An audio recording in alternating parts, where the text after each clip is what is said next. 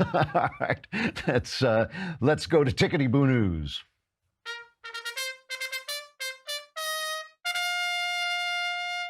So, I'm sorry, just ran. I was having such a good time doing the mailbag. I could do the mailbag the whole show could be the mailbag, but I just lost track of time.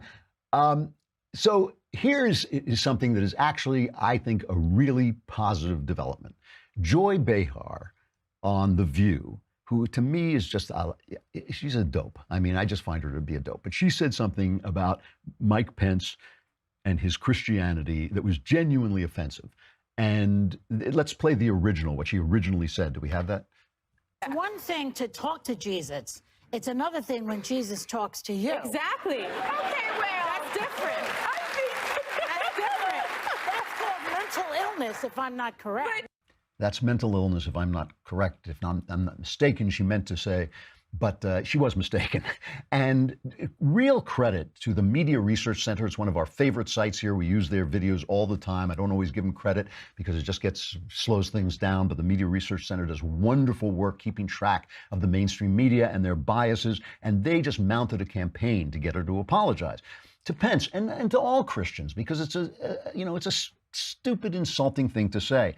Pence got into the act, and first what is it? It's ABC. The head of ABC said, "Well, she apologized to me," and that was like, yeah, that's not exactly it, you know. So then Pence got into the act and said yes, she does owe an apology. And Joy Behar called. We like to call him. We shorten his name to Mensch because he is basically my favorite guy in the administration. So Mensch goes on TV and says, yes, he did get a private call of apology.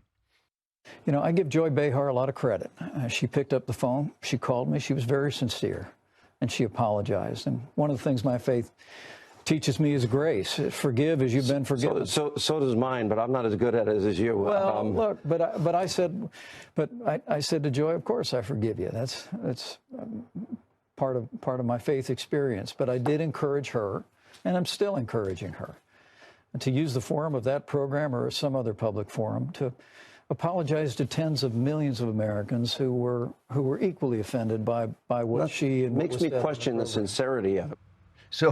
So on The View, they played what I just played, and now Joy Behar delivered this incredibly heartfelt, lengthy, and extensive apology. So I think Vice President Pence is right. I was raised to respect everyone's religious faith, and I fell short of that. I sincerely apologize for what I said. Okay. She should have added, and screw you, because that's obviously what she was thinking. So it was a graceless apology, but it wasn't an apology. The point that I want to make here, by the way, is led by the Media Research Center, conservatives used some of their social might to get her to do that. She obviously didn't want to do it. She resisted it for a long time. She should have done it the day after. Anybody can say a dopey thing. And, you know, I really don't believe in outrage, constant outrage and all this. And I don't believe in constantly making everything into a cause célèbre. But conservatives have got to understand that we are now the revolution. We are the revolution. We are in the minority. We are fighting for American traditions that were good, that worked. The reason these traditions were tossed aside is because the left made the argument, the stupid argument, that people had been excluded from our traditions. That was true. So the answer is to include them in the tradition. That's true. But the left's argument has become, you excluded them, therefore the tradition is wrong. So we have to get rid of the tradition itself. We are fighting for our lives, for our country. We have to pick up the phone. We have to use our economic might. You saw what happened with the NRA, a little bit of pressure, and all these companies started to cave. But when you stand up to them, you thrive financially. When people stand up to the anti-gun people, they thrive. When Chick-fil-A stood up to the pro-gay marriage people and said, no, we have the right to our opinion, they thrived. So we have to make people understand that you thrive when you are just the NFL. That's what I liked about Trump attacking the NFL when the players refused to stand for the national anthem. He's right about this. Trump is right about this. These things matter. Our culture matters. Getting people to respect our culture matters. Getting people to respect the way our culture was built, which is through Christianity, matters. This was a good thing. And even Joy Behar's graceless and obviously reluctant apology is a victory. And I think good for the Media Research Center and good for Mike Pence for standing up for the things that people believe. All right. Who's going to be on tomorrow? Do we know? up in the air. It's up in the air. We're juggling. We got a couple of different choices, but both of them, I know who they are, and both of them are really good. So there will be a great guest tomorrow. I will be my own guest, and that will be fantastic. I'm Andrew Klavan. This is The Andrew Klavan Show. We will see you tomorrow.